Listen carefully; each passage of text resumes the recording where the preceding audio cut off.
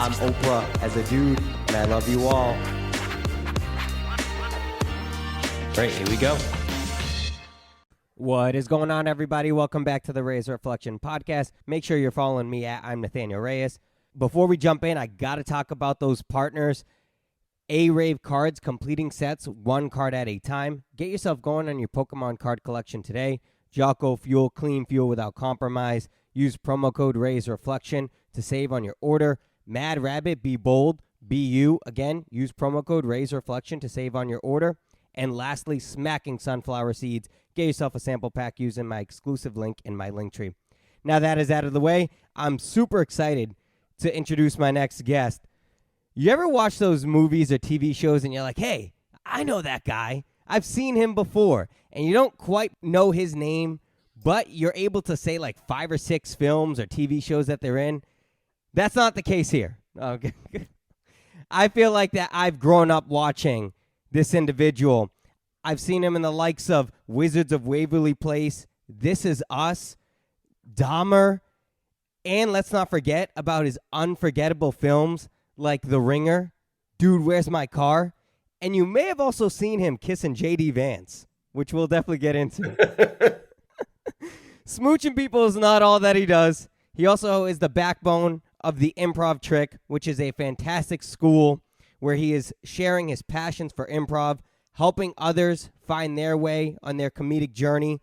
So without further ado, I hope he brings his BDE. People, take your mind out of the gutter. It's Big Dad energy. The one and only Bill Chott. Welcome to the pod. Hey, Nate. Thanks for having me. Of course. Thank you so much for doing this. I have a few dad jokes for you to add into your database at the end of the episode. Please do. My daughter gave me that shirt, by the way. I love it. So let's get into some bonding, okay? Yeah. For this episode, should I wear my shirt up, down, or tucked in? Possibly tucked in. That's what I would say. Who would have known? I had no idea. When we did the movie The Ringer, I had no idea that line of all the lines would have been the one that really caught on. Would have solidified you. Yeah. Right. Yeah. No idea. Well, I'm going to wear my shirt like this, but Okay. I also want to let you know, Zoltan, I'm right there with you. All right, so we'll obviously talk about all that fun stuff, all the movies you've done, but I want to learn a little bit more about you because I've done some research, and I saw or heard that you had moved like 10, 15 times as a youngster, which is something I could relate to. Mm-hmm. Talk to me about the struggles. What was that like for you? Well, we moved a bunch when I was a kid. It was because my father was a writer. And he would write for different companies. And, he started off writing for the space program for McDonnell Douglas, and then moved down to Texas when he was writing for Shell Oil, moved back to St. Louis. And so we were ping-ponging all over the country. And so as a result, I think me and my brother and my sister got really tight. And I think, I've always been a very shy person, believe it or not. It's hard for people to see me on film and TV and think that I was ever shy. But I think that's what brought me out of my shell was the fact that I had to reach out to make friends because nobody's going to make friends with you, really. It was rarely ever that somebody came up to me and decided to be my friend. I would do a magic trick, or I would draw something and show it to some kid, or I would do some silly voice.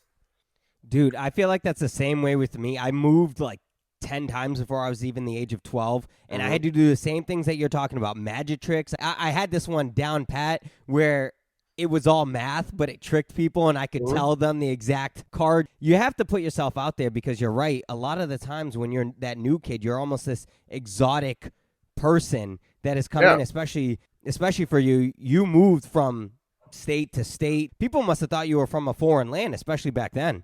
They did. Well, I went from, where we were first from was, the middle of the suburbs in St. Louis, and then we moved to Detroit. On 9 Mile, which is a mile away from 8 Mile. So, it was a culture shock.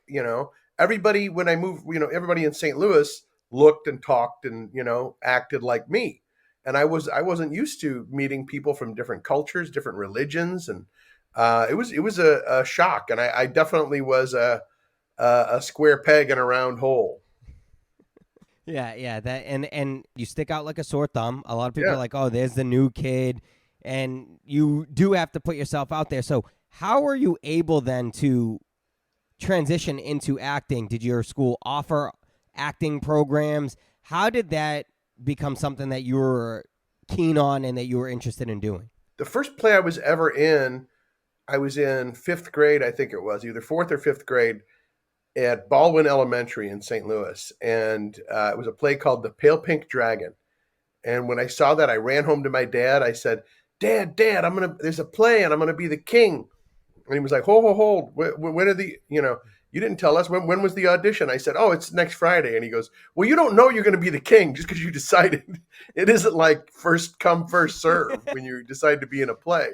Yeah. But in my mind, nobody ever told me that I couldn't manifest everything that I wanted, and so there was no doubt in my mind. There was never a, I hope I get it moment for me.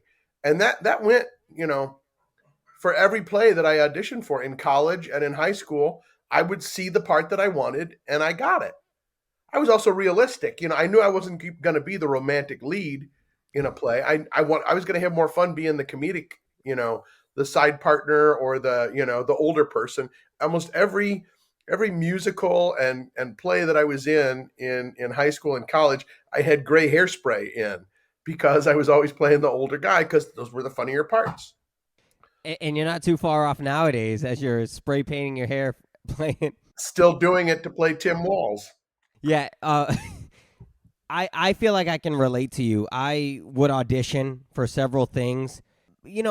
Everyone wants to be that sexy main lead guy, but you're right. I feel like there's a different love and affinity towards the joke, the comedic relief of a TV show, series, skit, whatever. There's just something about being that comedic person that can liven up the scene that I gravitate towards personally. So it seems like you had that same thing. Yeah, very much the same way. You started your professional career with improv organizations before your official TV career. Can you share a little bit about your journey of how you broke into the industry? Sure. There were some friends of mine who had studied at Second City in Chicago, and they moved back to St. Louis. And so they started this comedy troupe. And so when I was back home from college, on spring break, on winter break, I would hop in on rehearsals and even did one show with them. And then by the time I graduated college, they were headlining the Catch a Rising Star Comedy Club in St. Louis because the headliner was out sick. And they were like, well, we don't have time to book a new act and you guys are already in town. We don't have to put you up. We don't have to give you per diem. You're the headlining act. Because there wasn't, an overly sold house. We were wound up able to really pack the place because our friends got to come see us headlining in a comedy club. So I kind of it's not the traditional path that you step out your first week of college and you're performing in a comedy club, headlining. So I did that for a year. The rest of the year, we were just like the Monday night act. But we got to meet and we got to watch all of these great stand-up acts come through, like David Cross before anybody knew who he was, Kevin Meaney, just so many great performers before they became big. And we got to learn from watching their acts evolve. And so after about a year of doing that, I decided to move to Chicago and study at Second City. So I did that, toured the country with people like Tina Fey, Amy Poehler, Rachel Dratch. And then I got hired to do the Dana Carvey Show. I got discovered while on the stage at Second City for Saturday Night Live, but they didn't hire me. But Robert Smigel saw my audition for Saturday Night Live and said, I want you for the Dana Carvey Show. And so they hired me for that. And then I got to work with Steve Colbert and Stephen Carell and Heather Morgan from the Groundlings and Robert Smigel, Louis C.K., Charlie Kaufman, and, all these fantastic people, John Glazer. So that was my first union job where I was working regularly weekly. So you had some pretty broad spectrum of what people would view now as A-tier celebrities that you got to work hand in hand with, get experiences with. That's really remarkable because I think a lot of people would dream to have those experiences, and the fact that you were able to do so and obviously carve your own success, but that is really cool, man. That's and I was 25 at the time. And I didn't realize, because we were talking about before, because almost everything I had done in my life up until maybe Saturday Night Live, if I auditioned for something, I got it.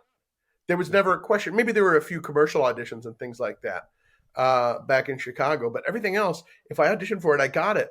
So I kind of took it for granted. I didn't realize what a blessing it was. I didn't look around me and say, gee, I sure am lucky to be 25 years old. And, I was dirt poor.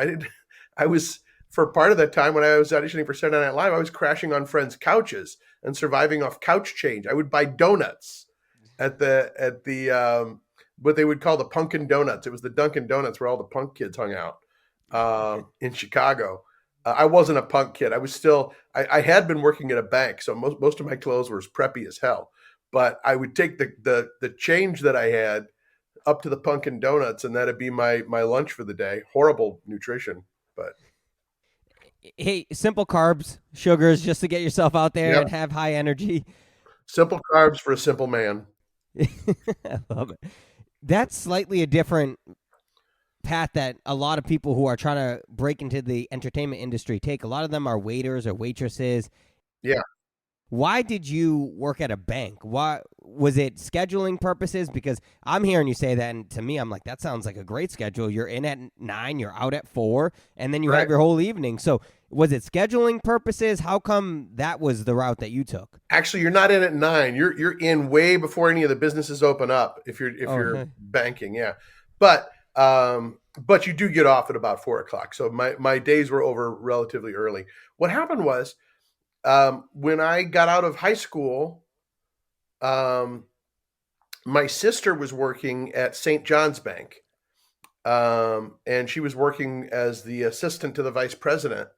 And so she knew the guy who was in charge of HR there. And so it was a good job for me to work my way through college at, So I would work at St. John's Bank there in St. Louis, Missouri, my hometown. I would work there Christmas break. I would work there summer breaks. And I worked my way through college working at the bank. And then when I, was working in the comedy club in St. Louis for that first year, it just made sense. I worked this day job, and now I have this, opportunity to perform in the evenings, and I can hang out at this comedy club. So I didn't need a job beyond the job that I already had. And then when I decided to move to Chicago, I just knew I wanted to move to Chicago. So I had to find a job. I'm not just going to move to a city without a job. So I went and found a job at a bank. And it was in the basement of the Wrigley building. I was working, at first I was in the lobby, and then I got hired as a bank, a vault teller. And I was counting, so my day was really over at about 2 p.m. When I was working as a vault teller, we would close down the vault because it's a new business day at 2 p.m. So we couldn't do any more business. What we have to do is get in really early at like 6 a.m., something like that, maybe a little bit later than that, and run all the previous day's deposits. And we would be running those all up until 2 p.m. the next day. But the rest of the day was us just, balancing the vaults. So there was never any like time intensive work after 2 p.m. Yeah, when I hear you say that, to me, I'm like, wow, I don't know why most people don't try to find a position where you have that. The situation then becomes, though, that when you're an actor, most of your auditions are during the daytime. Oh, is that why? Okay. Yeah. Okay. So I was doing that while I was training at Second City. Once I got hired to work in the touring company, this is the mistake that I made. I quit that job. But what I didn't know is when you're touring with Second City, you get paid about $75 a show. Cha-ching, right? Yeah. Even in, 94, that wasn't a lot of money. But and you only did a couple jobs a month. What I should have done is gone into the bank and say, hey, I'm now working at Second City, but I cannot work this day or that day, But the reality of it was we still did have rehearsals during the day and things like that. But the more I started auditioning, I needed the days off to audition for commercials. And they were all over town. You had to get yourself there. So you couldn't just just pick up from work. Now, were I intelligent? And I am very intelligent. But if I had put more thought and effort into it, I probably would have kept some sort of evening job while I was auditioning for commercials and things like that in Chicago. In hindsight, I did the right thing because I got a career and got training out of it, but I didn't always have the money that I would have liked to have had at that point. I mean, who needed money? You were on top of the world. You were young. You were eating donuts left and right. Who needed extra money? That sounds like the life dream. I dreamt when I was a kid. It's like all I want to do is eat donuts and act all day. That sounds like the dream. I wish I had that life. Yeah. Seriously. Yeah. So you brought up the Dana Carvey Show. We'll talk about that. You got to work with some really cool people. You were on the main cast for that. You worked with Steve Carell. What did that do for your career? How did that jumpstart you? Well, I was signed by William Morris Agency at the time already. So, but what it did help is get me signed across the board at that agency. And I was auditioning for all kinds of big film and TV projects. I didn't really book any of them out of New York because everything was being done out in Los Angeles, and there weren't many things being shot in New York at the time. So we would have to put things on VHS and send it via Federal Express across the country, which at that time still took 24 to 48 hours to get across the country. So I figured I needed to move to LA. And by that time, a little bit of the heat from the Dana Carvey Show was gone, and I was down at the bottom of the ladder again, the bottom rung of the ladder, auditioning for commercials, auditioning for, small roles in TV and film, gradually kind of work my way back up again. You're telling me that you couldn't record yourself on like an iPhone 16 with a high definition camera and just email it to that person? You had to actually make a VHS tape and send it. Yeah. Well, luckily, because I had an agent at the time, I could go into my agent's office. They would put me on tape and then they would send it. But can you imagine somebody who didn't have like a high-powered agent at the time would have to find a way to put themselves on tape themselves? Yep. And then pay for Federal Express, which at that point cost even more than it costs today, even with inflation, even with cost of living. They had to bear all those expenses themselves. So when people today complain about self-tape, I'm like, at least you don't have to pay for tape and you don't have to pay for shipping. Yeah. Yeah. I had to explain to someone what a VHS was, and I'm not crazy old. I'm 31. I feel old. I had to explain to someone what a VHS and an Amtrak was and all that stuff. And I was like, you didn't have all these movies and this collection of songs at your disposal. You didn't have a plethora of them. I remember my mom, I had to beg her to stay in the car. Now, at the time when I was growing up, NSYNC was really big. If like an NSYNC song was playing and I wanted to listen to the whole thing, I had to say, Mom, can we please stay in the car? I know we were just out all day, but can we stay in the car for 5 minutes so I can listen to this song? Because I don't know when the next time I'm going to listen to it. And that's another thing. Now I think it's partially of this is people's attention spans, because back then there wasn't multiple songs of the summer or multiple movies of the summer. There was like maybe one or two. And now it's like, nah, I'm done with this song after 2 weeks of summer. What's the newest music? What's the newest movies? Yeah, it's crazy. It's crazy how fast the world has turned from that. Yeah. Yeah. Now everything's on demand.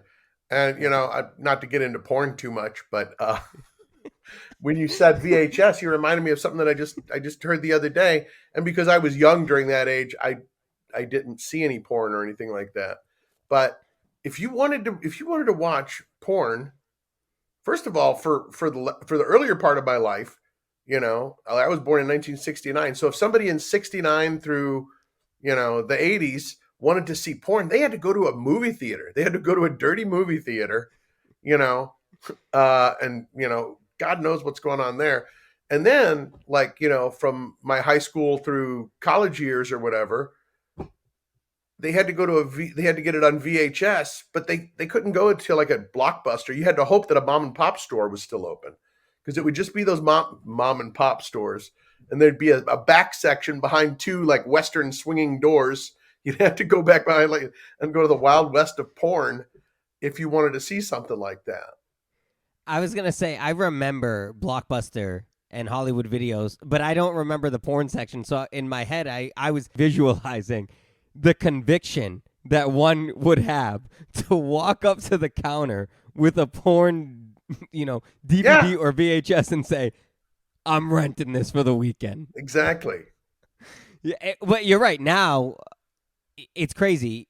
I mean, you can go ahead and just turn on your Instagram and there's some softcore there. You know what I mean? Like, it's kind of crazy how I haven't fast seen the world... softcore on Instagram, but yeah, I'm sure you could. Yeah, right? If you're in certain algorithms, I'm sure. Yeah. Well, now we know what algorithm you're on. Not me, per se. I know. Hey, you're the one who originally brought this. I'm the one that brought it into the porn conversation. God knows yeah. I do not have a porn career. One of my earliest movies was a movie called Peroxide Passion, and it was not a porn. But I told my sister, she saw it on IMDb back in the early days. She was like, I saw this film called Peroxide Passion. Why didn't you ever tell me you did it? And I was like, well, to be honest, in my early days, I worked in porn. She totally believed me.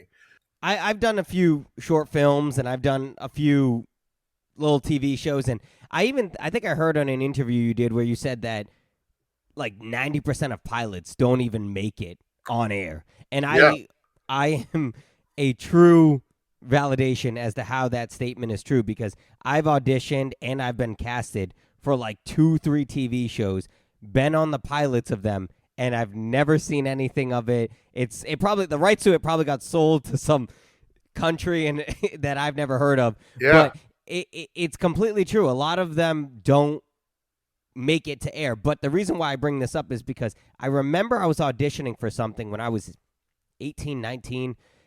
And similar to you, right? I felt like I was in the prime of my life. I was like, hey, what do you mean? I can do anything. Mm-hmm. And I went ahead and I went to audition for this role.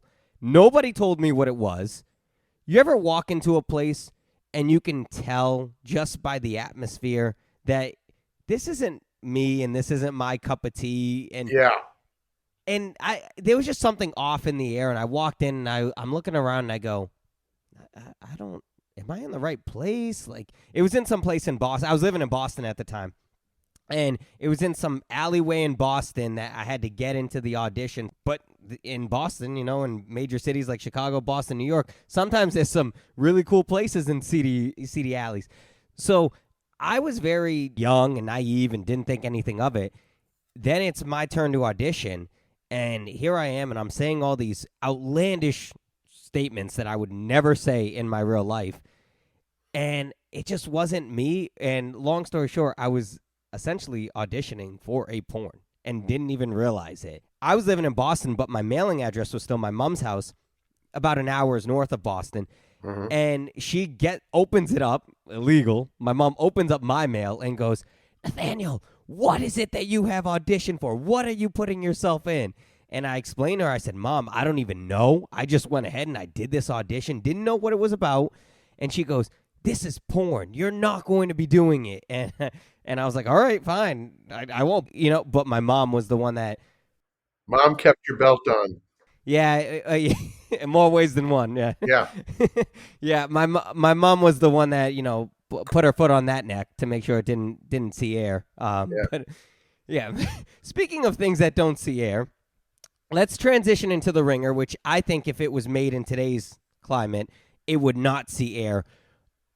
I love that movie. I think that movie is sardonic and has a lot of satire that I think lacks in today's world, and I think a lot of people miss. But nonetheless, it wasn't a distasteful film. For the people who don't know, it was a film about an individual who had some money issues, and so he decided to rig the Special Olympics because he wanted to get the money. But like all things, there's a character arc. He realizes his wrong and he turns well. Spoiler alert. Nonetheless, it wasn't a distasteful film. It was actually backed by the Special Olympics. Yeah. But I don't think that it would ever be even touched in today's climate. What do you say to that? And how did you even get into this role? Well, they hesitated to make it in the first place. Even back then? Even back then, yeah. Oh. Well, what happened was I auditioned for it, and I went in, and my agent told me, go in character. So I went in character, and auditioned for it for Barry Blaustein, the director. And he was laughing his ass off, and he said, "Well, you're in my movie. I don't know where you are, but you're in my movie. I don't know if this is the role for you or not, but I want you in my movie." And I was like, "Wow, thank you." And then they told me I was cast as Thomas. And then, boom, it disappeared for a while. They were like, "Oh, we're putting it on hold." And I was optimistic the whole time, thinking, okay, well, they'll call me back soon. What I didn't realize is most times you hear that in this industry, it's dead. It's dead. It's DOA. Yep, I've heard that too. Yeah. So I kept faith. And then about 2 years later, maybe, easily, I get a call saying, "Hey, the movie's back on." And it was because Fox Studios was so afraid to put it out there that they put it on the back burner. And then there was a new president of Fox Searchlight, which was a division of Fox that was taking on smaller budget films and more, films that were a little bit more of a risk, but not a financial risk, and was going to take it on. So that's how the movie got made. And even then, it was completely shot and edited and ready to go out. But then, people got cold feet about releasing it altogether. And when they finally did, there was a huge advertising campaign that started on MTV. It started like Thanksgiving weekend before the movie opened. With they shot a bunch of these promos with us in a bowling alley with Santa Claus suits on, with Johnny Knoxville and his friends from Jackass. And so they were really trying to get the word out there of what the movie was, what it was about. And even when it was released, not a lot of people knew about it, and a lot of people that knew about it at first thought it was offensive. You look at it from today's perspective, and it is offensive in that there were many of the parts, my own included, of people who the character was somebody with a developmental disability, and it was played by a person who was, neurotypical, for lack of a better word. And I think if they would make a movie like that today, and they kind of did, the Farrelly brothers made a movie with Woody Harrelson recently not about somebody faking having an intellectual disability, but, about a whole team full of Special Olympians.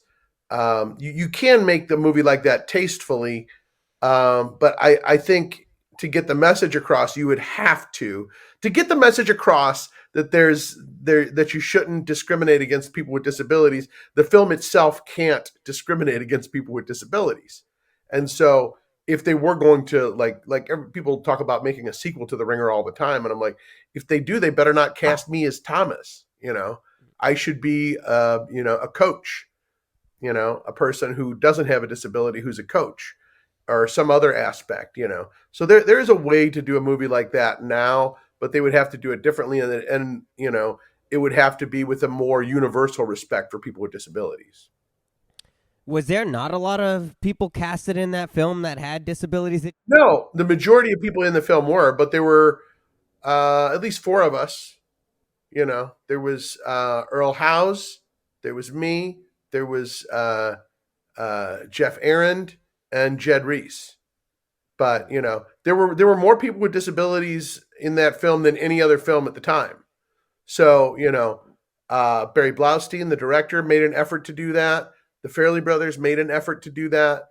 They've even received a Ruderman award for visibility of people with disabilities in the arts. But at the same time, the studios, which are usually the problem, were afraid to make the movie with a cast of all people who had disabilities. So, so I think the film could still be done today, and maybe even go further than our film would, but it would have to be done with the actors who had disabilities playing the roles of disabilities.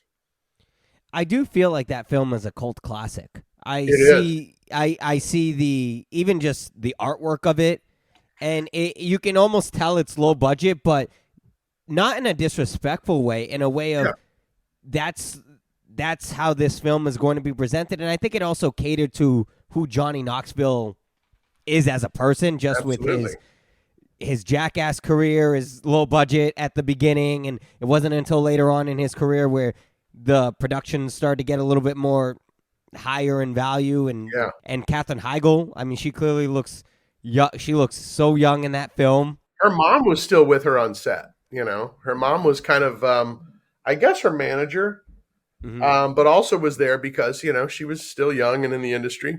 That was the interesting thing, primarily because of the number of people with disabilities on the set. But there hasn't been that many films where, like, I'm on a set and there's so much family around of people, like Katherine Heigl's mom was there. Knoxville's wife and daughter were there. My family came and visited, all the Special Olympians, their family was on set and around them and, there for their protection and making sure they weren't being compromised in any way.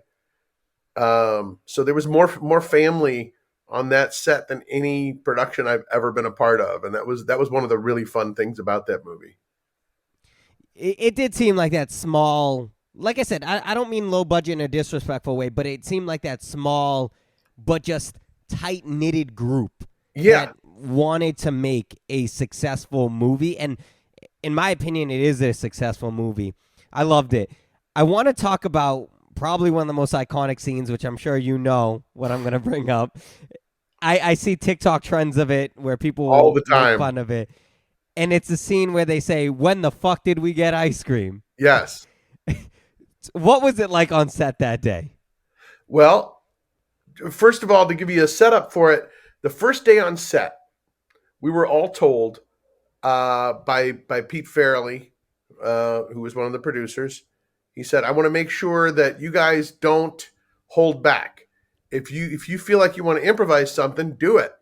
As a matter of fact, we even spent like a week or two before we started shooting, going through the script, doing script readings, finding, Ricky Blitt, who was the screenwriter, wanted to hear how it sounded up on its feet. And he came up with new lines and we would riff stuff. And some of the stuff that we riffed wound up making its way into the script.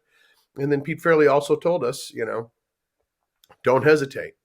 And so there we were shooting that scene late at night about that we came back from the movie and they mentioned ice cream. And then Jeff Arend out of nowhere says, "When the fuck did we get ice cream?" And, I think almost all of us, except for Knoxville, kept a straight face and did not laugh.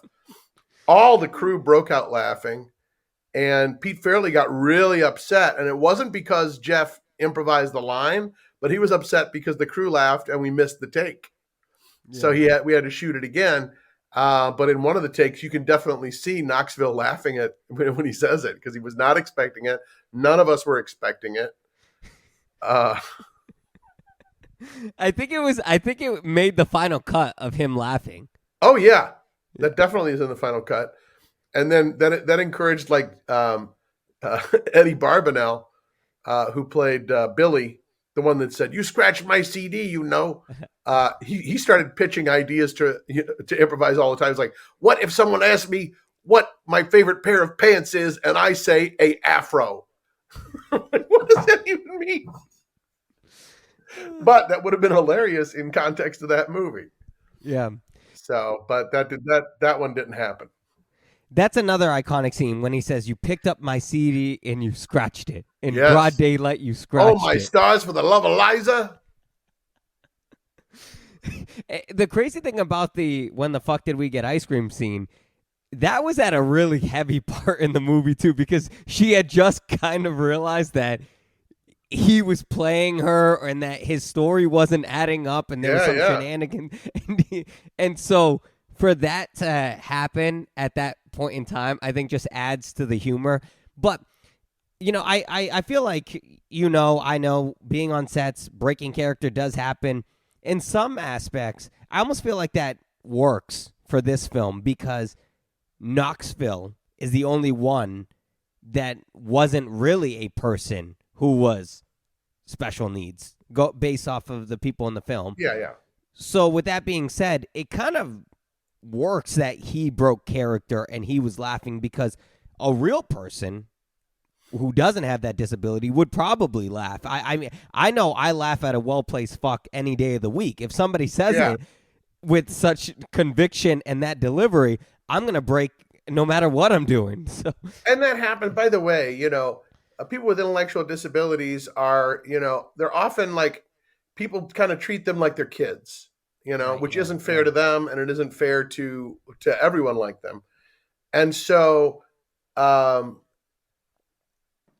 when when they, start talking about adult situations or start using language like that, it's kind of refreshing, and it also breaks down the same barriers that the movie was hoping to break down. So it served a double purpose of being funny and breaking the ice at that difficult moment in the movie, and then also humanizing them, and humanizing that character in particular. And it goes back to what we said in the podcast, which is I would prefer playing that comedic person right there, right then and there. There's just something about being in an iconic scene like that. And I'm not saying that people don't remember Katherine Heigl and people don't remember, I don't know the gentleman's name, admittedly. I'm not saying that people don't remember them, but everybody who was in that little frame of when the fuck did we get ice cream, they're the ones who are memorized. They're the ones who are etched in eternity. So it kind of goes back to what we said earlier about how I prefer playing that comedic role, because that is what's going to have that lasting impression, not some douchebag that's cheating on his girlfriend. You know what I mean? Like which is what was happening.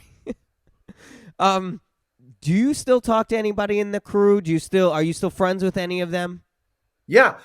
John Taylor, the one who played Rudy, I'm in contact with the most. His birthday was just recently, a couple weeks ago.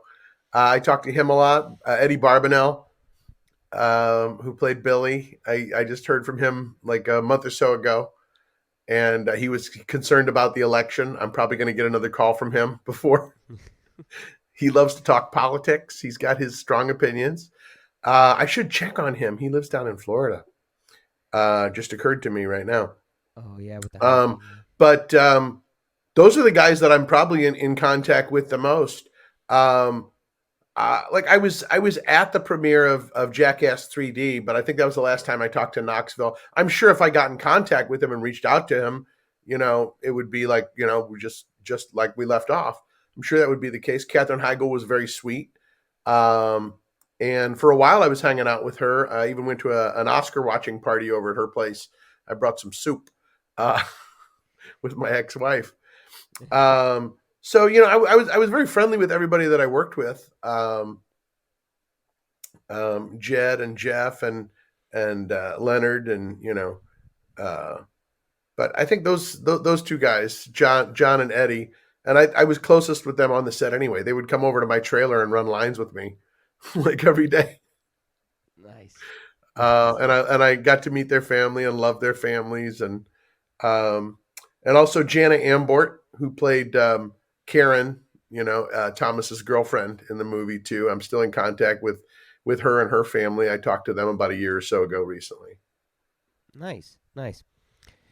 I want to transition into Dude, Where's My Car? I know you only had a small role in that film, Galaxy Quest.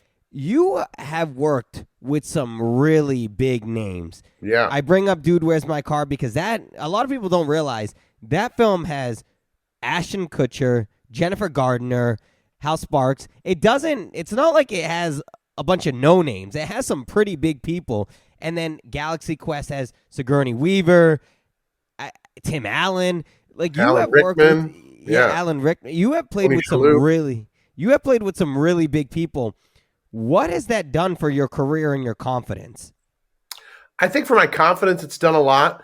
For my career, I think I have not been as much of a person to stay in contact with those big names. Should I have done that? I believe so, yeah.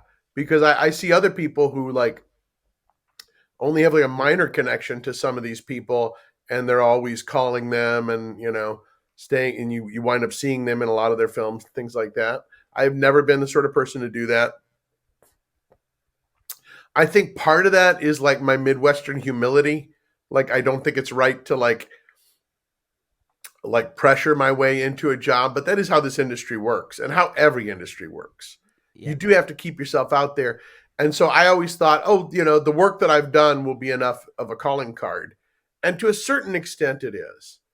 But if there's anybody, watching who wants to, know more about how showbiz works and all that, you have to put yourself out there and you have to stay connected to people. And even if it's something as simple as calling those people once a year and say, hey, I just wanted to make sure that all my information was up to date. I just wanted to make sure I still got your contact information. I want to make sure you still have mine. So if there's ever anything I could do for you, this is still my number. Do it from a place of, I want to help you. I want to see you succeed because I see what's happening for you in your life and I love it. I want to support it. And it has to be genuine, it has to be from that place. So, I'm starting to get better about that, to keep in touch with the people that I'm happy for, who've done really well.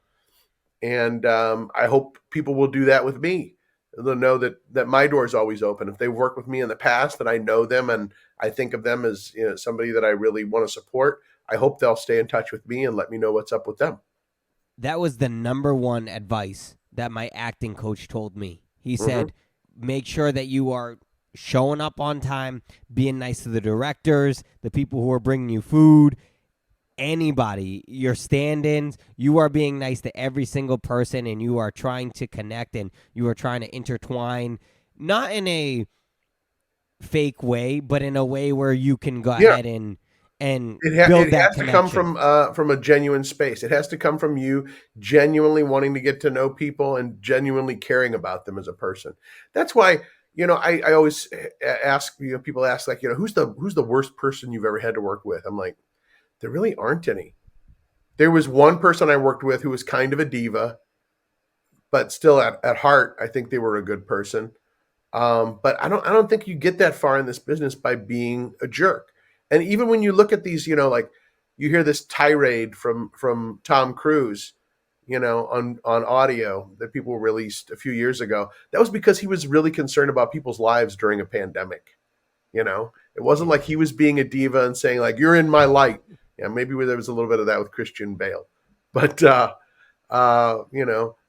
that's not the worst thing somebody can do. And some of these people do have troubled private lives, but people really do tend to keep it together on set because that's their workplace.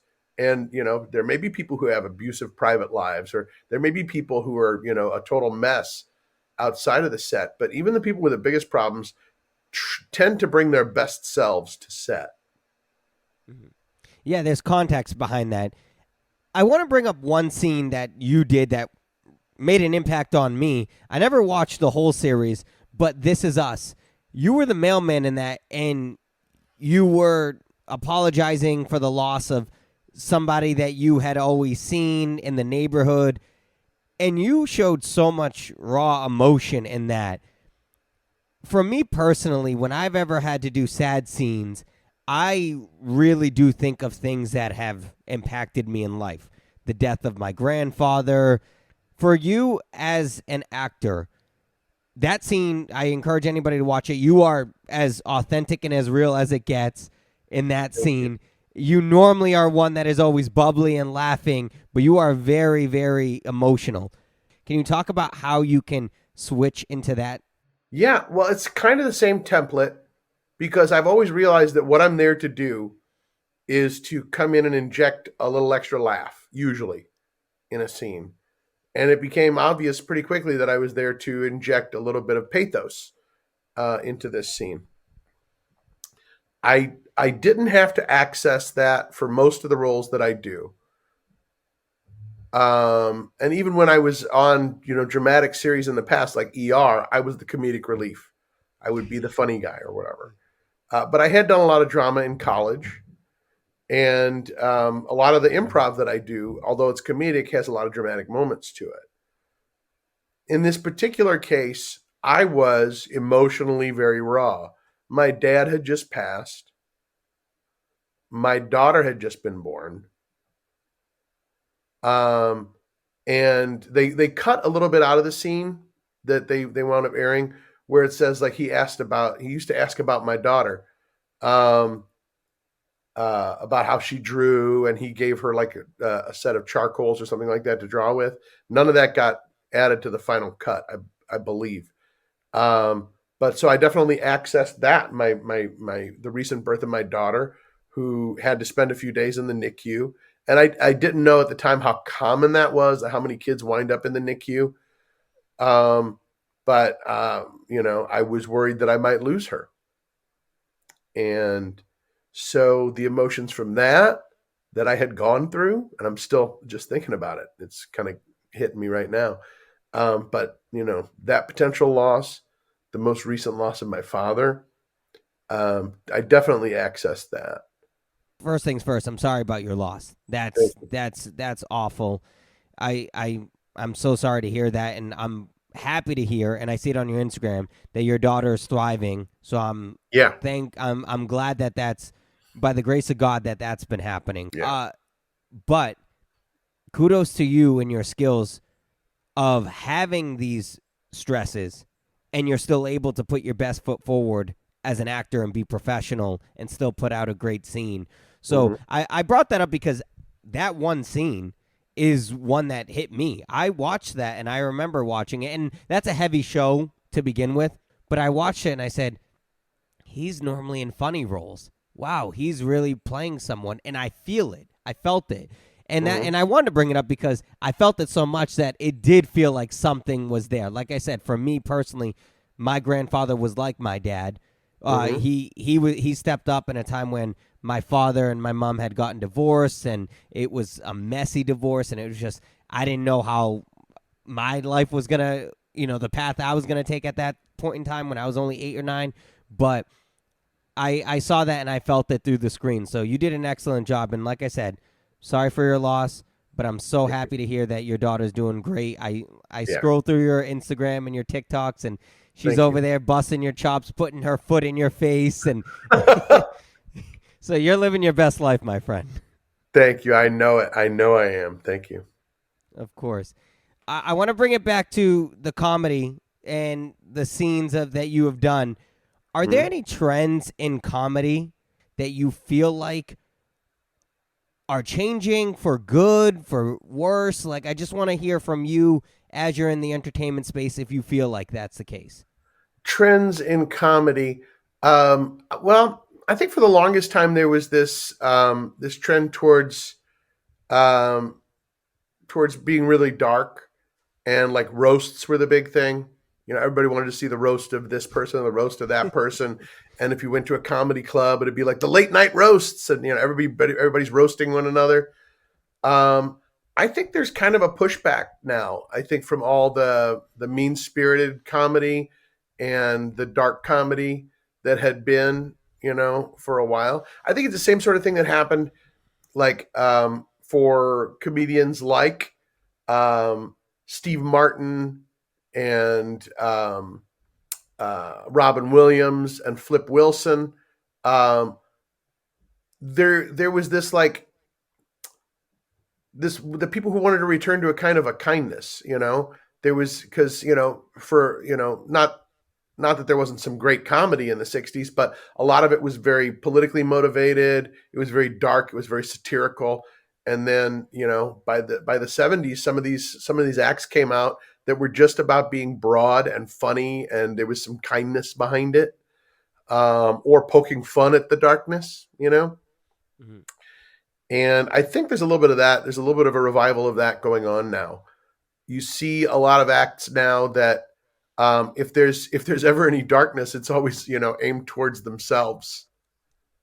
So I think that's a positive trend in comedy that I've been seeing lately. And there's obviously still always a part for dark comedy. I think we all like dark comedy. People who work in the darkest of places. People who work. They call it gallows humor, but people who work at morgues, doctors, nurses. Who you think would be incredibly traumatized by some of the things that they've seen, enjoy the dark humor the most. So there'll always be a place for that. But I think we're at a time and place where comedy is more empowering than it is about insults. Agreed. agreed on all points because my best friend is a cop who goes into crime scenes and investigates crime scenes and will have to write reports on all that stuff. And Yeah. he's told me some stories about just scenes that he's seen that are graphic beyond the normal person's imagination. Ones that you'd see in films, but he says it's worse because it's real life. But he says the same thing. He loves those dark comedies just because he's around it all the time. So to him, it's like I have to laugh about it, so that way it doesn't harm me, it doesn't affect me. Yep. Yeah, it's a release. Right. What was it like working on the set of Wizards of Waverly Place, Mr. Laritate? It was great. I always felt like I was a member of a family.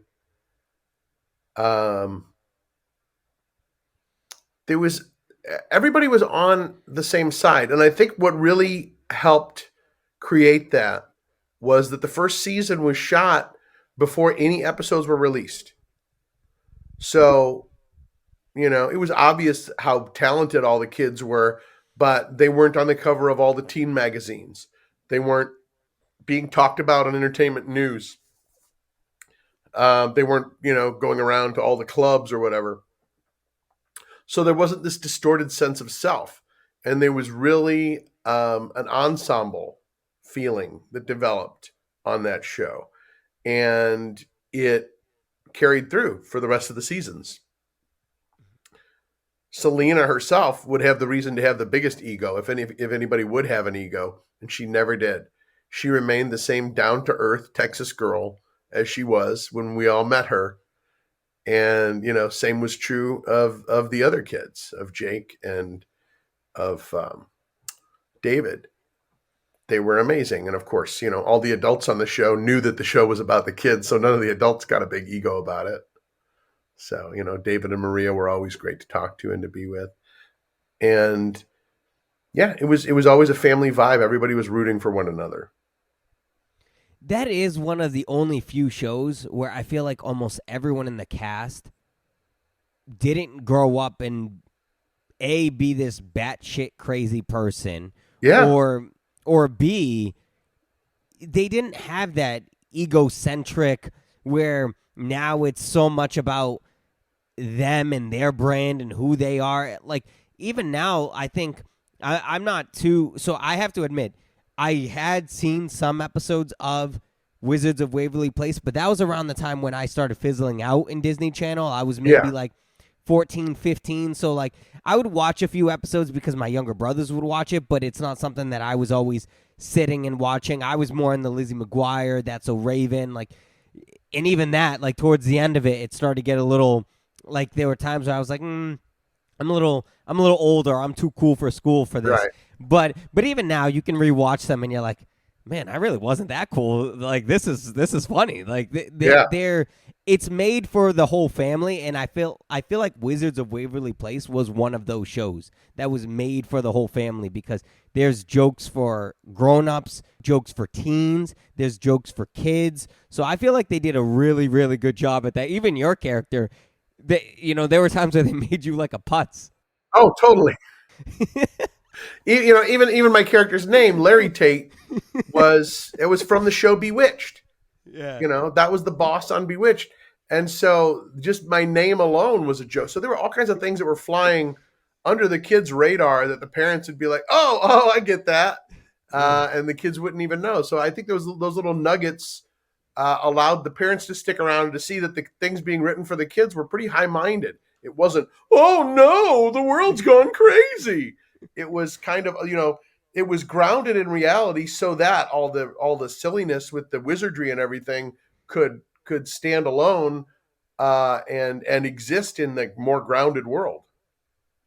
And there were a lot of celebs that even made appearances on that. There was The Rock, Shakira. Did you get to meet any of these people?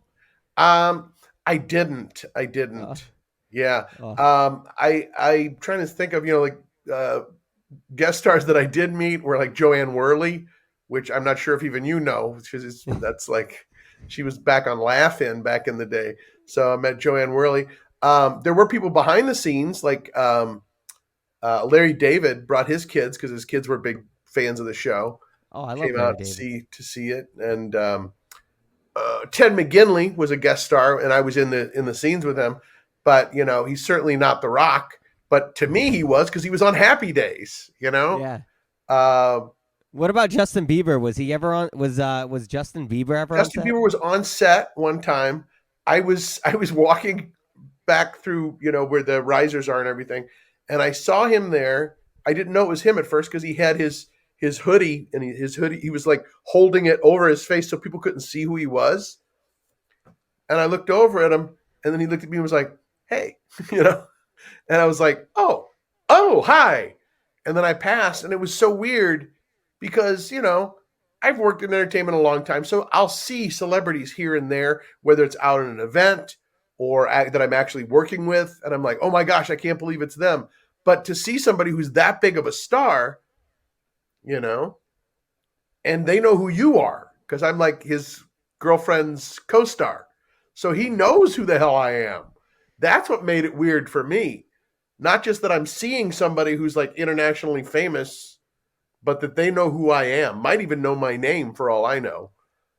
That was unique. And that was the time when Justin Bieber was on fire. He was Yeah. on fire. I was in. And he also hadn't had any of the real bad boy behavior either. So it was like squeaky clean. You couldn't touch the guy. Yep. Right. Yeah. In terms of your acting career, what do you want audiences to most remember you by? So far, what I think I really would want people to remember me for so far, of all the work that I've done, would probably be from Wizards of Waverly Place. Although I think the thing that had the most impact for me and changed me and had an impact on me as a person was The Ringer. I got involved in Special Olympics, and I had volunteered with people with disabilities before, but I didn't have a bunch of friends who had disabilities, and now I do. So that changed my life so much for the better. Will people remember me for The Ringer? Yeah, I know there's a lot of people. There's more people on TikTok that are fans of The Ringer than are fans of Wizards of Waverly Place, it seems sometimes. Yeah. But I think those, so far, of all the work that I've done, I would like to be remembered for that.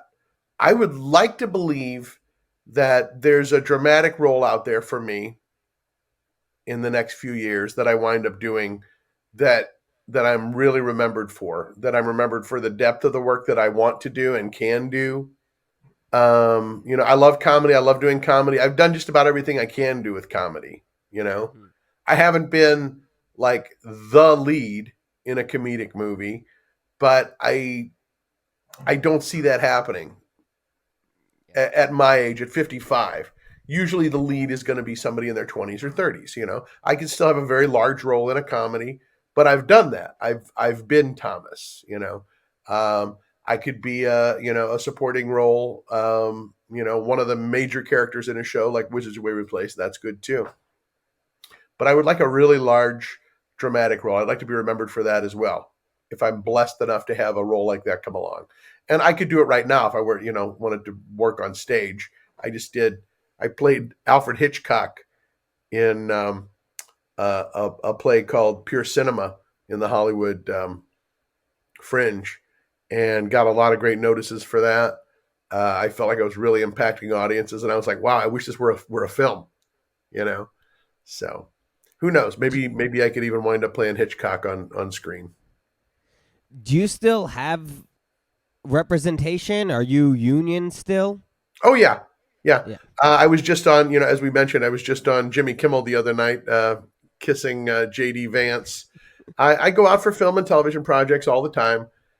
I haven't booked anything in the past few months, but I've got a couple films coming out soon. One called Bipartisan, and one called Robot Dracula. So look for those. Yeah. And always looking for the next thing. And I am looking for a new manager. I've got a great agent, and looking to get a manager to take me to the next step, the next level again. Well, if I ever see a drama role in my area, I'm sending it your way. All right. Thank you. Let's talk about the Improv Trick. What motivated you to establish a school to help people in their careers? Part of it was out of necessity because I was teaching a lot of corporate workshops for the Second City where I had trained. And also my friend Al had started a company called Spark Creative. And so I was teaching corporate workshops for them and traveling out of town to do that. And my wife at the time said, "Why do you always have to travel around doing improv? Why can't you teach improv here?" And I said, "Well, if I taught improv in town, I would be teaching as an employee of an already existing improv school, and I would not get paid that much as I would get paid if I'm a contractor to teach for a corporation." And so she goes, "Well, what if you had your own school?" And I said, "Yeah, but then I have to start my own school." And then, as most things in my life have happened, just the opportunity um, presents itself to me.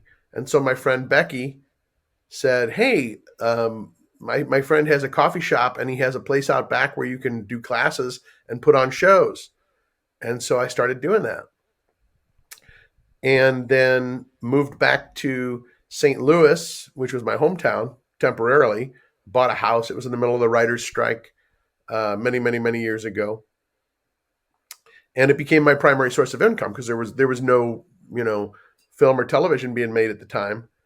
And so I really focused in on it. And when I was teaching in LA, I was teaching to people who wanted to be actors.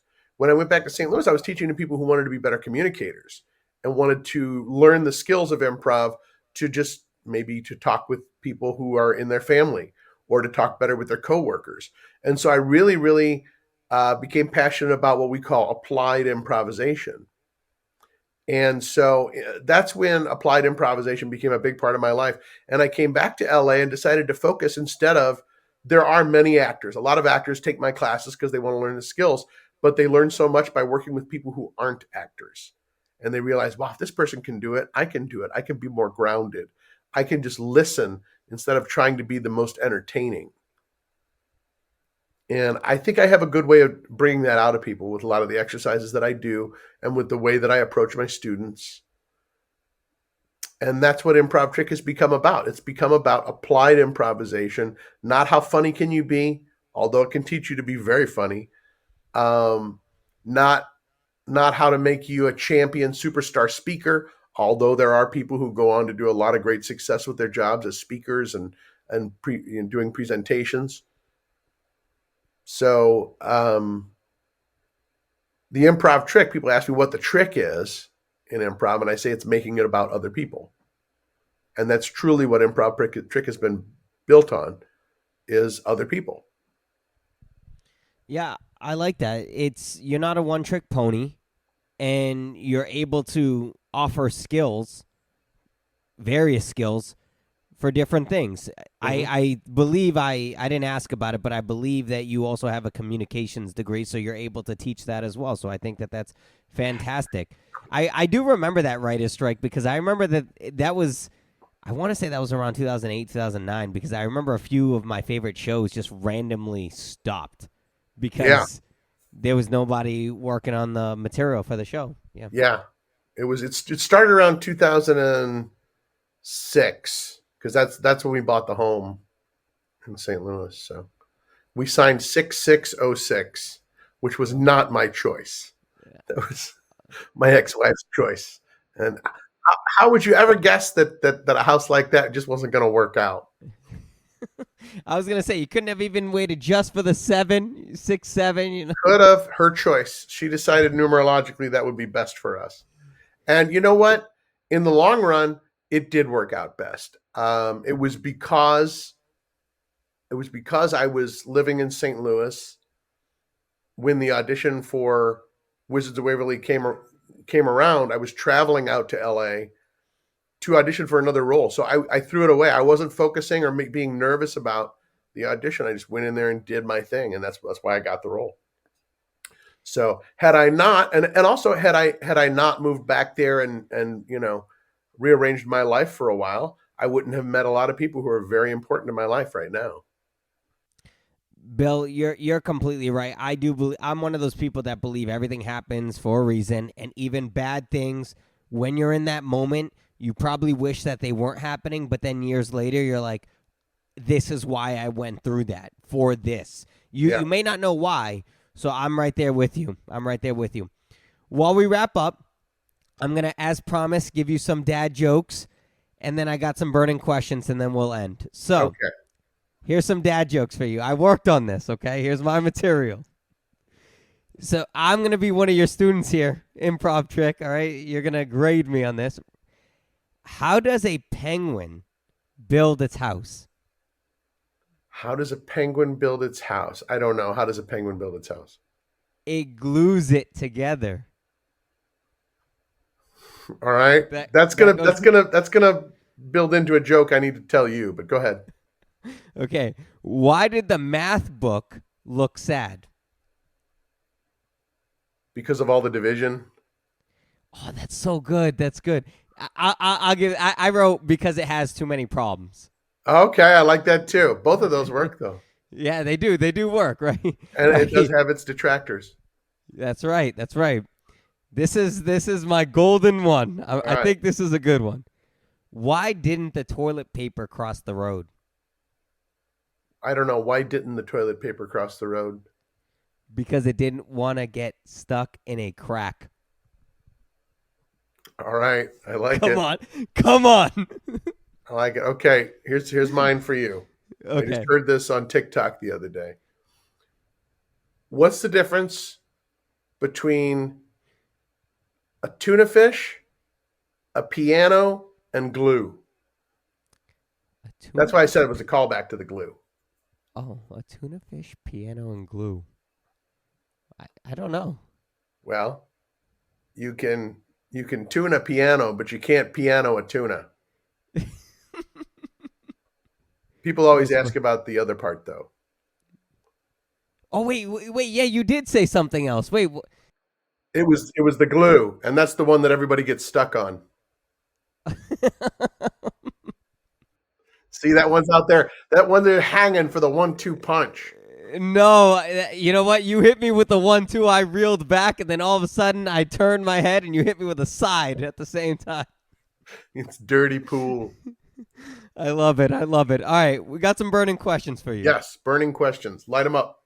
So who are you voting for in this election? No, I'm just kidding. I'll talk about that. I'm voting for Kamala Harris. Oh, man. I love your impressions of Tim Walz. You are hilarious. Thank you. And that's the tough thing to do, is because he's the candidate that I want to vote for, but I'm the one that looked most like him, so I got to make fun of him, you know? Right. Yeah, I encourage anybody to go ahead and check out your TikTok and your Instagram. You are hilarious. In light of this, what was that kiss like with JD Vance on Jimmy Kimmel? The guy, Brent Pika, who plays Vance, and he's really good at it. He looks so much like him. You don't get a chance to see. I don't think you get a chance to see how much both of us look very much like the people we're cast to play in that. But it was a good kiss. He was very tender. He was very willing. Those who know me know that I don't shy from a guy on guy kiss. I'm as straight as they come. I wish I were more gay. I wish I were even more in touch with my feminine side or what have you. Despite that fact, I never shy away from a kiss on stage with another guy, just because I have always wanted to push the audience's comfortability level with that, and it used to be the shock value. Oh no, two guys are kissing. And I think once it became more acceptable, and something that people saw more often, it was just a question of how is the audience going to react now, and also, is it appropriate? Would it be appropriate for two vice presidential candidates to kiss at a debate? Probably not. That's why it's worth watching. Would it be wrong if either of them were gay? Not at all. I would love to vote for Pete Buttigieg. It was just how it happened and when it happened. Yeah, he was very professional about it. I think we both made sure to take mints to make sure that our breath were clean. And we shot several different versions of it. And I think they used one of the versions of us just slow dancing for the bumper when we went to commercial. But we had a small passionate kiss. We had one that was just us basically undressing one another while we stood, and then we had a version that we went right down to the ground on. Yeah, I think I saw the one where you went down to the ground on. Yeah, that was the one I think that Jimmy liked the best. He came up with the idea the day before, and we cast it the day of. They told me the day of that they wanted me to come in for it. So I was like, all right, here we go. There. I hope SNL gives you a call at some point because you that is funny. I would like to. I see Jim Gaffigan doing it right now. If for some reason he can't do an episode, I'm going to call Dana Carvey and let him know, hey, man, you're doing the best Joe Biden. If you ever need a really good Tim Walz, I'm right here. Yeah, that's right. That's right. And I don't want to deviate into this that much, but I do want to bring that up. You're right, because even in Dude, Where's My Car, there's that scene where Ashton Kutcher is kissing Sean William Scott, something, Sean William Scott. And it's when he's with Fabio. They look over, and Fabio's with his girlfriend, and they're putting the arm up, revving the engine, and they're going mano for mano. And when Fabio kisses the girl, I love that scene because they look at each other, and Ashton Kutcher and Sean William Scott are like, we're doing this. And they just they rocked it. They killed it. They did a great job. Oh, that's funny. We talked earlier about how funny you are and how you want to be in a dramatic story at some point. Mm-hmm. What do you find more rewarding, making people laugh or telling a dramatic story?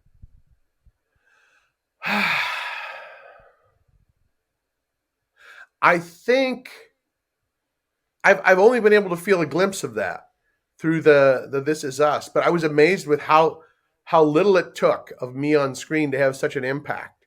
So I'm curious if there were more of me on screen working with a dramatic project, how much of an impact that would have and how I would feel that. I was overwhelmed with the reaction that I got just from doing that, 1 minute scene. I think it was only a minute scene on This Is Us. But then again, I do love the sound of laughter. Always have. When I was a kid, I would hear, my bedroom was right outside of the living room where my dad would watch TV. My dad would stay up even later and watch late night comedy. And so I would hear the laughter from The Tonight Show or from Saturday Night Live, and I'd peek my head outside the door, and he'd say, come on over here. He'd let me stay up for it. Because his parents used to do the same with him with like I Love Lucy. He would hear the laughter outside the door. What is going on out there? And they'd be like, oh, okay, you can come out here and watch it. I love the sound of laughter, and I love making the sound of laughter. So it's tough to make a pick between the two of them. But I know for sure the feeling that I get when I make somebody laugh. But I've also seen the impact of drama, and I want to feel more of that. Yeah. I would love to see you in that. You were fantastic. Are there ever any times where you say to your daughter, come on, you can watch with me? Yeah, except she doesn't. I don't think she gets into the sort of stuff that I get into. She watches a lot of YouTube videos, but I do. There's definitely TikToks that I come across that I think are appropriate for her, and I'll be like, "You want to see this?" And and it'll be not something like inappropriate, but maybe a fart joke or something like that I know that maybe she shouldn't be seeing. But she's 7. She's smart enough not to repeat everything she hears. At one point, she wasn't. She repeated something she saw in some random YouTube at some point where we weren't paying attention. She went ahead and said it at work, and they had to call in a counselor. And it was no. Yeah. Oh man, you'll have to share that at a later date. That is. I will. not on camera. All right. We'll wrap up because now I want to hear this. All right. Have you ever had a funny or unexpected encounter with a fan? A funny or unexpected encounter with a fan. There was one where there was a young woman that I met. I was doing a fundraiser for people who are vision impaired. And so she met me and said, oh, can you please tell Selena, that I said hi? And I said, yeah. And I'll tell you, most often, young women would tell me, like, tell Selena I said hi. And I would tell them, sure, I will, just so I wouldn't break their heart. Because I'm not going to tell them no, because then I sound like, well, why wouldn't you? But then the reality of it is, am I going to remember every Shaylee, Haley, Ashley, and Dashley that tells me that how much they love Selena? No. So, so this young woman whose name I no longer remember, but she followed me on TikTok and asked me, did I? And I was like, you know what? This is the one time that I did remember, because I was working with Selena like the week after that. And I was like, hey, there was this young girl, vision impaired, and she was at this fundraiser, and she said to tell you how much she loves you. And she was like, oh, thank you. And I remembered her name at the time and said it to her and everything. So that was an interesting interaction. The most often interaction I've had is young women wanting to know how Selena smells. If it was young men asking that same question, you would question their sanity. But these girls, I guess, wanted to find the same perfume or cologne as her or whatever. But I got that question a lot. All right. And that's just so awkward to ask someone. It's awkward for me to answer. Luckily, I didn't notice a particular smell one way or another. But if I was like, she smelled good, that sounds really weird. Yeah. You might get called a counselor and all that stuff. Uh-huh. If you could go back in time and give a young Bill advice, what would you give him? Some of the advice I would give my younger self was, don't be afraid of anything. Things that you're afraid of, they're afraid because it's a hurdle for you to get over. I would also tell a younger Bill, keep in touch with people, keep in better touch. I would also tell a younger Bill, you have ADHD. It's okay if you forget things. It's okay if you get confused. It's okay if you feel like you're going to lose your temper. Because once I was diagnosed at the age of 52, I'm 55 now. I was diagnosed at the age of 52. I no longer had some of the anger issues that I had before, because I realized, hold on, this is something that I can't control and yet can control. I can't control feeling this way, but I can control how I act about it. I would curse myself out. I would, throw things down. I would never take it out on another person unless they came across me in that moment and were telling me to calm down. Because two things you don't do: you don't tell someone who's having a fit to calm down, and don't ever tell that to a woman. Calm down. You're going to pay for it. And so, in the same way, if I was having one of those anger fits, I'm getting way too much detail into this, but those are the major things that I would tell myself. Are you sure? I feel like I've told women to calm down and it's worked. No, I'm just kidding. It's never worked. Just open your ears and start listening. That's right. Don't even try to solve it. Yeah. All right. Got some last questions for you. I'm going to add it to the screen. Sure. If a dog wore pants, would he wear them like this or like this? Totally the one on the right. Okay, totally. No questions. Okay. Got another one for you? Yeah, I would do a half hour of these. Who's the weakest link in the group? Fred, Velma, Scooby, Shaggy, or Daphne? Oh, Fred, without a doubt. I say that too. I say you need Shaggy to take care of Scooby. You need eye candy. Daphne's eye candy. And Velma's the brains. Yeah. Yeah. Well, both the women were the brains, I thought. But you need Shaggy just because he's Shaggy. Yeah. And Scooby, the show's about Scooby. Yeah. Fred, anybody else could drive the van. Anybody else has mask removing ability. He had the mask removing ability. I don't know. That's debatable. You need that. Yeah, but anybody can remove a mask. And anybody can say, all right, you two go ahead. I'm going to go with the pretty one. And then you guys go off. Yeah. Yeah. All right. I got one last one for you. All right. What is the next bite in the sandwich? You got A, B, or C? Oh, I'm going to say C. And it's because I like to have my last bite have a lot of peanut butter and jelly in it. Yes. I don't like my last bite to be a piece of bread with hardly anything on it. I don't like my bread to be straight up crust. Right, yes. Yeah. All right, perfect. Bill, thank you so much for chopping it up with me. You are now forever a friend of the show. I've just knighted you. That's my official sworn-in process. All right. You're in. Where can folks find you, follow you, stay up to date, plug yourself in? I'm at Bill Chott, Chott.